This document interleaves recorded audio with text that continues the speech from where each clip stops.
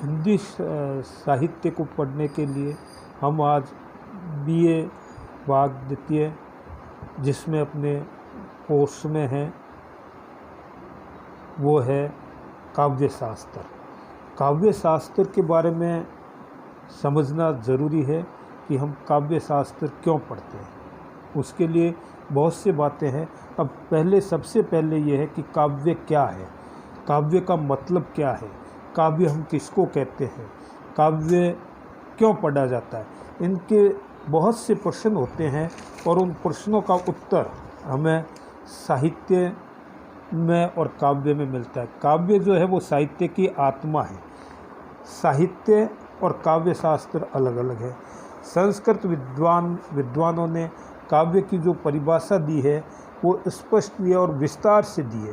संस्कृत के विद्वान आचार्य विश्वनाथ के द्वारा रचित साहित्य दर्पण, उसमें काव्य की बहुत सी विस्तार से व्याख्या दी है, लेकिन उन्होंने संक्षिप्त में एक वाक्य में जो व्याख्या दी है वो है वाक्यम रसात्मकम काव्यम। रस से परिपूर्ण जो वाक्य है वही काव्य है। एक वाक्य ही लिखा गया है वो काव्य है और उस काव्य में रस होना चाहिए। अब रस क्या है उसके लिए हम अलग से समझेंगे, उसको अगले व्याख्यान में उसका पूरा उल्लेख करेंगे कि रस किसे कहते हैं। पहले तो ये है कि जब रस का वर्णन आया है तो रस और 6 संप्रदाय माने उन्होंने। उन 6 संप्रदायों में ये माना है कि अब काव्य की आत्मा क्या है। पहले तो ये देखें कि काव्य की आत्मा क्या है, काव्य किसे कहते हैं। उस काव्य की आत्मा के लिए हमें पूरा 6 जो विद्वानों ने अपने मत रखे हैं उसके बारे में हमें जानना होगा। जैसे काव्य की आत्मा क्या है, रस को कुछ विद्वान रस को काव्य की आत्मा कहते हैं, कुछ ध्वनि को ध्वनि संप्रदाय वाले काव्य की आत्मा ध्वनि को मानते हैं, रीति संप्रदाय वाले काव्य की आत्मा रीति को मानते हैं, वक्रोक्ति संप्रदाय वाले काव्य की आत्मा वक्रोक्ति को मानते हैं। और उसी प्रकार आपके जो ये है वक्रोक्ति को काव्य की, अब अलंकार संप्रदाय वाले काव्य की आत्मा अलंकार को मानते हैं। अब अलंकार को काव्य की आत्मा स्वीकार करें तो ये गलत होगा। अलंकार का मतलब है आभूषण। आभूषण आत्मा नहीं हो सकती। काव्य की आत्मा रस को माना गया है। अब कुछ जगह कहते हैं कि अगर रस को काव्य की आत्मा मान लें तो ध्वनि आदि जो है वो काव्य की आत्मा कैसे हो सकती है। तो अब काव्य के लिए हमें सबसे पहले ये समझना होगा कि काव्य क्या है, जो आनंद का फल दे, आनंद प्रदान करे, वो काव्य। और कहा भी गया है इस संसार में, जैसे पंडित रामदहीन मिश्र ने कहा है, इस संसार रूपी विश्व वृक्ष के 2 ही मीठे फल हैं, एक तो काव्यामृत का रसास्वाद और दूसरा सज्जनों का सहवास। अब काव्य मृत का रसास्वाद कैसे हो, हम काव्य को कैसे उसका आनंद लें और उस आनंद में डूब करके हम कैसे काव्य का विवेचन करें। अब आनंद की परिभाषा तो अलग है, आनंद पढ़ करके लेते हैं। और अब काव्य के 2 भेद माने गए हैं। पहले है दृश्य काव्य और श्रव्य काव्य। जैसे नाम से ही स्पष्ट है, दृश्य का मतलब देखना और श्रव्य का मतलब है सुनना। आज से पहले क्या था कि इतना विकास नहीं हुआ था तो लोग दृश्य देख करके सुन करके ही आनंद लेते थे। अब काव्य जो है साहित्य है, उसको सुन करके और देख करके आनंद कैसे लिया जाए उसके बारे में विद्वानों ने बहुत विस्तार से कहा है। अब जैसे दृश्य में आपके आ जाता है नाटक, एकांकी, बाण, रूपक आदि। श्रव्य काव्य में आ जाते हैं, 3 भाग करते हैं श्रव्य काव्य के, और वो 3 भाग है आपके 2 भाग किए गए हैं। पहला है पद्य, गद्य और चंपू। अब जो श्रव्य काव्य के पद्य, गद्य और चंपू ये 3 भाग किए गए हैं। पद्य काव्य में प्रबंध काव्य, मुक्तक काव्य, और गद्य में जो है निबंध, उपन्यास, कहानी आदि। चंपू को मिश्र काव्य भी कहते हैं। अब पद्य, पद्य का मतलब है कविता का सृजन करना, गद्य का मतलब है निबंध आदि उपन्यास आदि लिखना, और चंपू का मतलब मिश्र काव्य का मतलब है जिसमें गद्य और पद्य दोनों होते हैं, उसको चंपू कहते हैं। हिंदी साहित्य में चंपू काव्य कम लिखे गए हैं, संस्कृत साहित्य में चंपू काव्य विस्तार से लिखे गए हैं। अब जैसे प्रबंध काव्य, प्रबंध काव्य के हम दो भाग करते हैं, जैसे इसका है महाकाव्य और खंड काव्य। प्रबंध काव्य, प्रबंध का मतलब जैसे नाम से स्पष्ट है, प्रबंध, प्रबंध का मतलब है अच्छी तरह से बंधा हुआ। अब अच्छी तरह से क्या बंधा हुआ, किससे बंधा हुआ, कैसे बंधा हुआ, इस पर हम विचार करेंगे। प्रबंध, बंधा मतलब कथा के द्वारा, हम जैसे मान लो कोई कथा होती है, वो उदाहरण के तौर पर हम लेते हैं रामचरितमानस, उदाहरण के तौर पर लेते हैं हम रामचंद्रिका, जो आपके कोर्स में है, केशव का पहला ही अध्याय है रामचंद्रिका। अब रामचंद्रिका को हम लेंगे तो राम की कथा को हम पूरे विस्तार से देखेंगे। अगर बाल कांड की कथा हम बाद में लेंगे तो क्या होगा, वह अच्छी तरह से कथा में न तो आनंद आएगा और न कथा समझी जाएगी। अब जैसे राम की प्रबंध काव्य में आपके आ गया रामचंद्रिका, दूसरा है मुक्तक। तो जैसे नाम से स्पष्ट है मुक्तक, मुक्त रहना। अब आप उसका उदाहरण क्या दोगे, मुक्तक काव्य किसको मानोगे, मुक्तक में कौन से काव्य आएंगे। अब मुक्तक काव्य में आपके सामने हैं सबसे अच्छा उदाहरण बिहारी, आपके कोर्स में है, आपका सेकंड अध्याय है बिहारी सत्से। बिहारी का जैसे ही नाम आएगा तो बिहारी ने एक ही पुस्तक लिखी बिहारी सत्से, उससे प्रसिद्ध हो गया। अब हम बोल करके देखते हैं, जैसे बिहारी में मेरी बहुबादारो राधा नागरी सोई, जहाँ तन की जाही पर श्याम हरत ज्योति होई।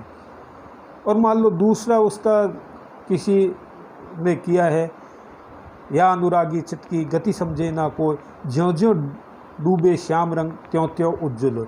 दोनों का संबंध नहीं जुड़ा हुआ है। पहला जैसे ही दोहा हुआ उसका अर्थ समाप्त हो गया, दूसरे का अर्थ अलग हो गया। वैसे रामचंद्रिका लें प्रबंध काव्य में, तो जैसे ही हम बाल लीला का वर्णन करेंगे तो उसमें आ जाएगा। उसके बाद में राम जी गए, धनुष भंग किया, और उसके साथ ही हम लंका दहन उसके बाद कर देंगे, और पंचवटी का वर्णन बाद में करेंगे तो क्या होगा, वो एकदम से गलत हो जाएगा। न तो कथा में आनंद आएगा और न कथा जुड़ेगी। इसलिए प्रबंध का मतलब है कथा अच्छी तरह से बंधी हुई हो, कथा में आनंद आए, कथा का प्रबंध हो, मतलब एकदम से कथा जो हो रही है, कथा में जो है, काव्य जो है, उसके अनुसार ही चले, तो वो प्रबंध काव्य कहलाता है। अब इसका भी एक भाग हो गया महाकाव्य। अब महाकाव्य जैसे नाम से स्पष्ट है, महाकाव्य, महा मतलब बड़ा, और दूसरा है खंड काव्य। खंड काव्य का मतलब क्या है, खंड, खंड का अर्थ क्या है, टुकड़ा। एक कथा, एक कथा को लेकर के जो काव्य का सृजन किया जाता है, एक कथा के आधार पर जो काव्य का सृजन किया जाता है, उसको कहते हैं खंड काव्य।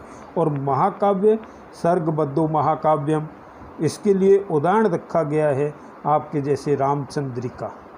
रामचंद्रिका केशव के द्वारा रचित जो है वो है महाकाव्य।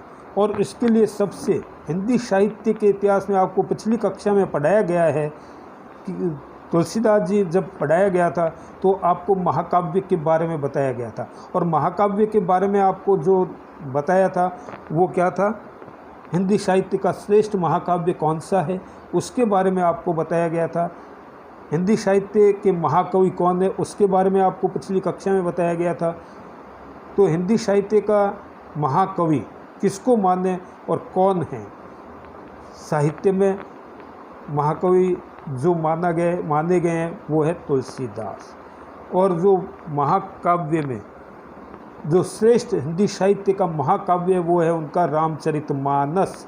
रामचरितमानस हिंदी साहित्य का श्रेष्ठ काव्य है और आचार्य तुलसीदास जी हिंदी साहित्य के कवियों में शिरोमणि और हम उसको महाकवि मानते हैं। ये महाकवि का जो विवाद है उसको अगले अध्याय में फिर उसकी विस्तार से व्याख्या करेंगे। अब जैसे महाकाव्य और खंड काव्य एक टुकड़ा, अब हम जैसे किसी एक घटना पर कोई काव्य का सृजन करें तो वो खंड काव्य होगा। और मुक्तक काव्य के भी दो भेद किए गए, पाठ्य मुक्तक और गेय मुक्तक। पाठ्य मुक्तक में क्या है, जैसे दोहा है, चौपाई है, रोला है आदि जो छंद हैं, मात्रिक और वर्णक दोनों छंद उस मुक्तक काव्य में आएंगे। अब उसके साथ गेय मुक्तक, जैसे गीति काव्य गा कर के लय में, जिसमें छंद तो नहीं है लेकिन गेय में गाए जाते हैं, वो गीति काव्य कहलाते हैं।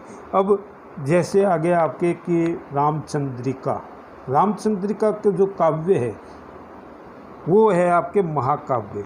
और खंड काव्य में आपके बहुत से हैं।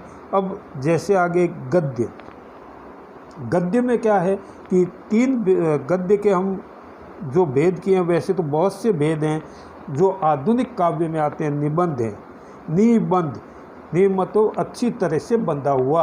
अब निबंध के बहुत से भाग कर दिए, उपन्यास, कहानी, यात्रा वर्णन आदि बहुत से भाग हो गए।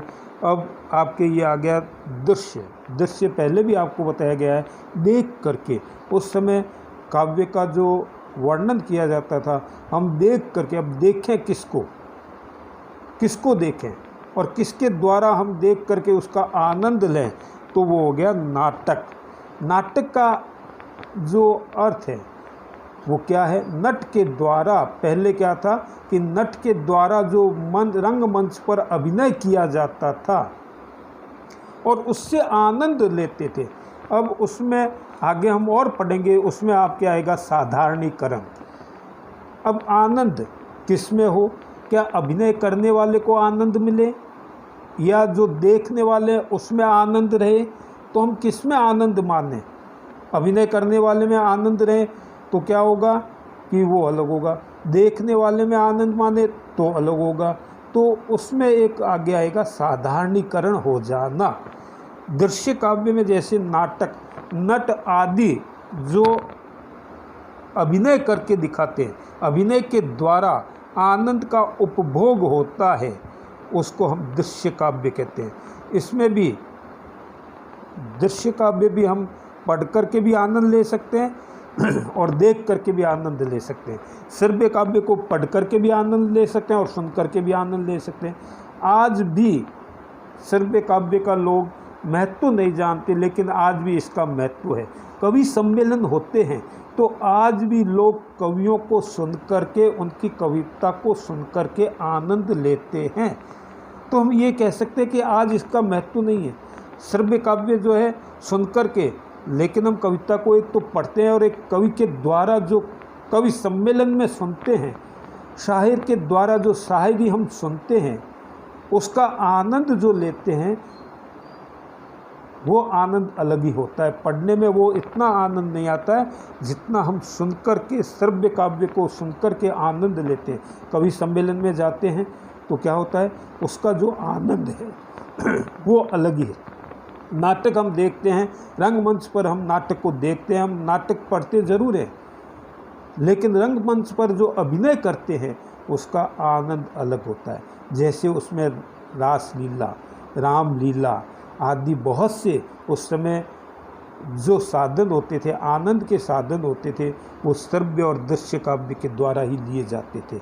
अब नाटक, अभिनय कर रहा है, नाटक करने वाला जो पात्र है वो अपने आप को भूल करके जो अभिनय कर रहा है उसमें ही वो अपने आप को समझने लगता है। जैसे राम का अभिनय करने वाला चाहे रहीम है, चाहे अब्दुल है, चाहे मोहन है, चाहे सोहन है, चाहे कोई भी है व्यक्ति, वो अपने आप को उस समय भूल जाता है कि मैं सोहन, मोहन या जो भी हूँ वो नहीं हूँ, मैं क्या हूँ, अभी राम हूँ। और दर्शक जो होते हैं वो ये भूल जाते हैं कि सामने जो अभिनय कर रहा है वो कौन है, वो ये देखते हैं कि ये राम है। और राम है ये भावना हो जाती है, तब उसका आनंद लेते हैं और उसी भावना के द्वारा काव्य का वो आनंद लेते हैं। अगर वो मान ले कि मैं तो मोहन हूँ, सोहन हूँ, तो वो फिर आनंद नहीं आएगा, फिर वो क्या हो जाएगा, उसमें एक बद्दापन आ जाएगा, उसको आनंद नहीं ले सकते। और उसी आनंद को लेने के लिए हम इस काव्य को पढ़ते हैं और इसी अभिव्यक्ति के कारण काव्य के जो भेद किए गए हैं, काव्य की जो व्याख्या की गई है कि काव्य हम किसको माने, वो उसमें बताया गया है कि काव्य का स्वरूप, काव्य के जो भेद वो इसमें बताए गए हैं। अब हम अगले जो है काव्य की व्याख्या विस्तार से करेंगे, उसके उदाहरण देंगे और जो है आपको अगले जो वीडियो है, अगली जो हम वीडियो के द्वारा कक्षा ले रहे हैं, उसमें आपको काव्य के बारे में और साहित्य के बारे में विस्तार से बताया जाएगा।